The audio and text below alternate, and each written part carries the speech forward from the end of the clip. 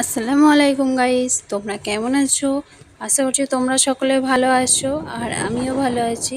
আজকে আবারও চলে এসেছি তোমাদের কাছে একটা নিউ ব্লগ নিয়ে। তো ব্লগটা কি তোমরা অবশ্যই বুঝতে পারছো থাম্বনেল আর টাইটেল দেখে। তো আমরা এখন দীঘায় যাচ্ছি। তো দীঘায় গিয়ে কী করছি তোমরা ভিডিওটা দেখো।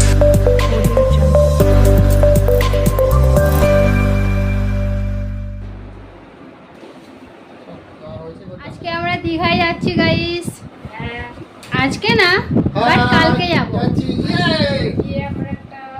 দেখো আমাদের লাগেজ গুলো, এটা তোমার দাদা ভাইয়ের লাগেজ, ছোট পার্টস।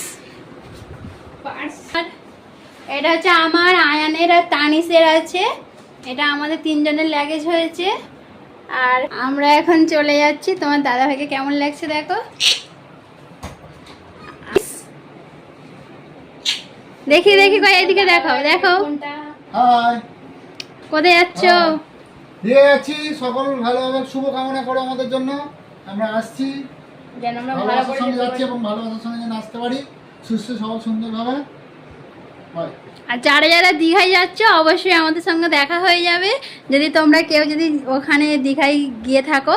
আর আমরা কালকে হোটেলটায় যাব, সেই হোটেলটার ব্যাপারে আপনাদের ভিডিও একটাই জানাবো। সেই হোটেলটা আপনারা আসতেও পারেন, নাও আসতে পারেন, আপনাদের ব্যাপার। গাইস, আমরা দীঘায় যাবো বলে গাড়ি চলে এসেছে আর লাগেজও সব তোলা হয়ে গেছে। এবার আমরা উঠে যাবো আর তোমরা আমার ভিডিওটা ততক্ষণ দেখতে থাকো। চলো গাইস। না না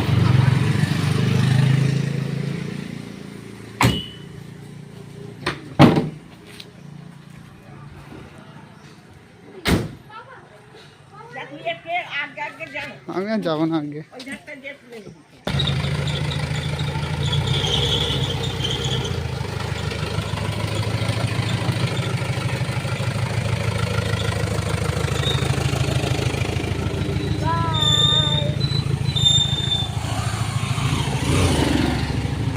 কোথায় যাওয়া হচ্ছে? হ্যাঁ বাবা আপনার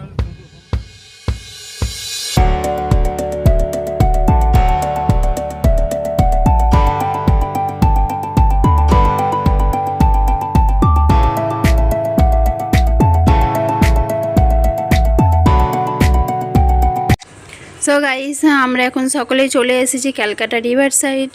আর ক্যালকাটা রিভার সাইডের সামনে থেকে যে উড়াল পুলটা আছে ওইখান থেকে আমরা ওপরে উঠে যাব। তো আমরা এখন দীঘায় যাব না আজকে, আমরা কালকে দীঘায় যাব। তো দীঘায় যাব আমরা, আগে থাকতে জানতাম না আর কোনো প্ল্যানও ছিল না, হঠাৎ করে প্ল্যান হলো। আর এখন আমরা যাচ্ছি আমার একটা ভাগ্নির বাড়ি। তো সেই ভাগ্নির বাড়ি গিয়ে আবার তোমাদের সঙ্গে কথা হবে। কেননা আমরা তো ট্রেনে করে দীঘায় যাব, সেই কারণে সকালে ট্রেন আছে, তাই অত তাড়াতাড়ি উঠতে পারবো না। আর ভাগ্নির বাড়ি হচ্ছে মানে শালিমার যে আছে ওখানে, শালিমারের ভাগ্নির বাড়ি যে নবান্ন আছে ওখানে। তো তাই সেই কারণে আমরা ভাগ্নির বাড়ি এখন আজকে চলে যাচ্ছি। কালকে দীঘায় যাব। তো দীঘায় যেতে যেতে আবার তোমাদের সঙ্গে কথাও হবে। আর এখন আমি ভাগ্নির বাড়ি যাচ্ছি। তো ভাগ্নির বাড়ি গিয়ে আবার তোমাদের সঙ্গে কথা হবে। আর আমরা হচ্ছে যে বাড়ি থেকে যাব, যে হাওড়া থেকে ট্রেন ধরবো, কিন্তু অনেকটাই সকালে 6:45-এ ট্রেন আছে। তো অত তাড়াতাড়ি বাড়ি থেকে কি করে যাব, একটা বাটা থেকে আর হাওড়াতে যাওয়াটা সম্ভব, মানে সম্ভবও হতে পারে আর অসম্ভবও হতে পারে, কারণ বাচ্চা নিয়ে যাওয়াটা খুবই টাফ। সেই কারণে তো আসলে আসাও যাবে, কিন্তু ভাগ্নির বাড়ি রয়েছে, ভাগ্নিরাও যাবে আমাদের সঙ্গে। সেই জন্যে আমরা এখন ভাগ্নির বাড়িই যাচ্ছি। তো ভাগ্নির বাড়িতে গিয়ে কথা হচ্ছে, চলো।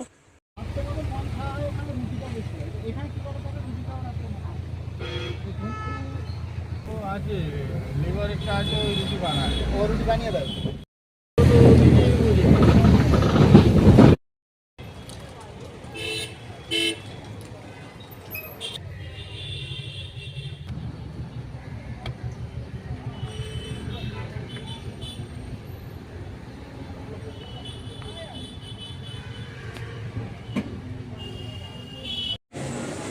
গাইস, তোমাদের দাদাভাই এখন মিষ্টি কিনতে গিয়েছে আর ভাগ্নির বাড়ি যাব, সেই জন্যে চলো। আর মিষ্টি কিনে নিয়ে চলেও এসেছে। তো আয়ন খেলনা কিনেছে এটা সেটা করে। আর তোমার দাদাভাই একটা পানির বোতল কিনেছে, কেননা অনেকটা রাস্তা এখনও বাকি আছে আর একটু পানি খাওয়া হবে, তাই পানির বোতলও কিনে নিয়েছে, মিষ্টিও কেনা হয়ে গিয়েছে। আর এখানে হচ্ছে আয়ন একটা তরমুজের সন্দেশ নিয়েছে, দেখো একটা তরমুজ কিনেছে। তো তরমুজটা কেমন খেতে জানি না, চলো। তো মিষ্টি সন্দেশ সবই কেনা হয়ে গিয়েছে আর আয়নের জন্য তরমুজও কেনা হয়ে গিয়েছে। তো চলো এবারে আমরা যাই, গিয়ে একেবারেই কথা হবে। যতই তোমার সুইফট এই গাড়ি আজকে কথা বলে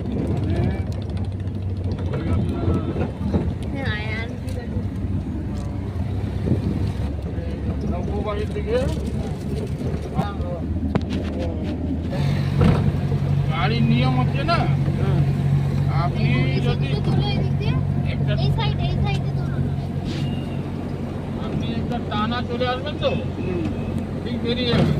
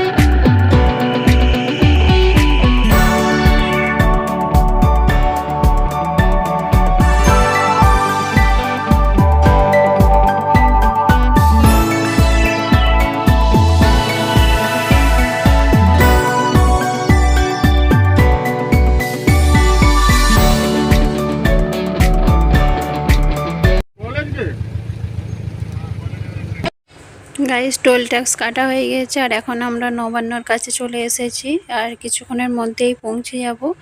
তো নবান্নর কাছে এখন আমরা আছি, তো কিছুক্ষণের মধ্যে এবারে পৌঁছে যাব। চলো ওখানে বাড়িতে গিয়ে কথা হচ্ছে। গাইস, ফাইনালি আমরা এখন চলে এসেছি ভাগ্নির বাড়ি। আর বাচ্চারা দেখো চিপস নিয়ে টানাটানি করছে, এই চিপসটা খাবে, ও ওই চিপসটা খাবে, এইগুলো নিয়ে টানাটানি করছে। আর একটু ফ্রেশ হয়ে আবার তোমাদের সঙ্গে কথা হবে। আর এটা হচ্ছে ভাগ্নির রুম। ভাগ্নির রুম বলতে নিচে থেকে ওপর পর্যন্ত ভাগ্নিরই রুম।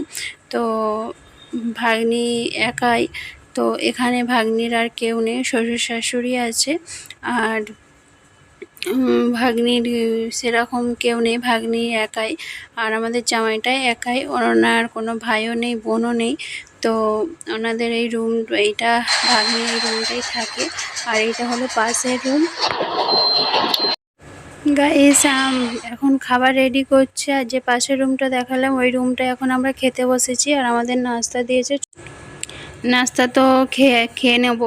আর কিছুক্ষণের মধ্যে রাতের ডিনারটাও খেয়ে নেব, কেন সকাল সকাল উঠতে হবে, 4টেই উঠতে হবে, সেই কারণে তাড়াতাড়ি সবাই শুয়ে পড়া হবে। আর সকালে উঠে আবার তোমাদের সঙ্গে কথা হবে। চলো গাইস। Good morning. এখন বাজে ভোর এই 4:30 মতন বাজে। আর এখানে যে টোটোগুলো দেখতে পাচ্ছ, ওই টোটোগুলো হচ্ছে ভাগ্নিদের বাড়ি, এখানে চার্জে দেয় রাত্রিবেলা, সকালে নিয়ে যায়। আর এখন হচ্ছে আয়ন ঘুমাচ্ছে, আয়নকে এবারে তুলতে হবে। আর এখন তুলবো না, কারণ আমরা সকলে আগে রেডি হয়ে নিই, তারপরে আয়নকে তুলবো, কেন ও তাড়াতাড়ি উঠে পড়লে খুবই কান্নাকাটি করবে। আর আমরা সকলে এখন রেডি হয়ে নিই। দেখো এইদিকে আয়ুষ রেডি হয়ে গিয়েছে আর এইদিকে জান্নাতও রেডি হয়ে গেছে। ও হচ্ছে ওর মাসি আয়ন উঠে পড়েছে, আর আয়ন উঠে পড়েছে, কই দেখি।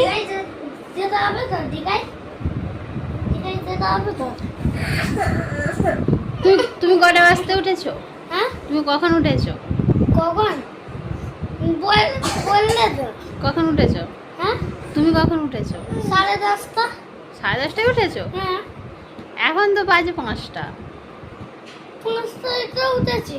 3টে বাজতে উঠেছো? হ্যাঁ। গাইস আমরা এখন সকলে রেডি হয়ে গেছি, এবারে স্টেশনে চলে যাব। আর এখন টোটোয় উঠে পড়েছি।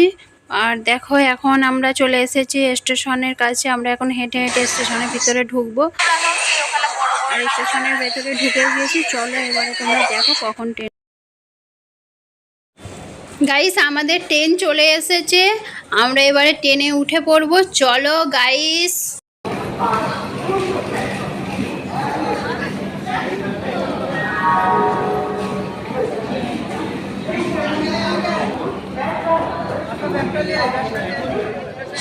গাইস এখন আমরা ট্রেনে উঠে পড়েছি আর দীঘার কাছাকাছি চলে এসেছি। আর ট্রেনে ওঠার সময় যে কি কষ্ট করে উঠেছি, মারামারি ঠেলাঠেলি করে। আর এবারে নামবার সময়তেও দেখছি অনেকটাই ভিড় আছে। তো দীঘায় চলে এসেছি আর এবারে নামবো।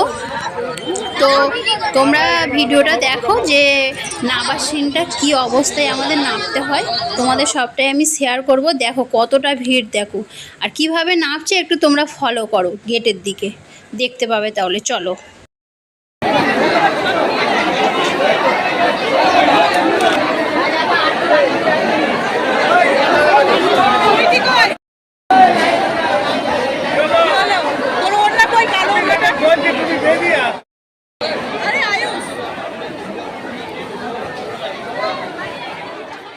গাইস ফাইনালি আমরা এখন দীঘায় পৌঁছে গেছি, ট্রেন থেকেও নেমে গিয়েছি। এবারে আমরা কোন হোটেলে থাকবো তো তোমাদের সঙ্গে সবটাই আমি শেয়ার করব। তো এই ভিডিওই না, নেক্সট ভিডিওই আবার শেয়ার করব।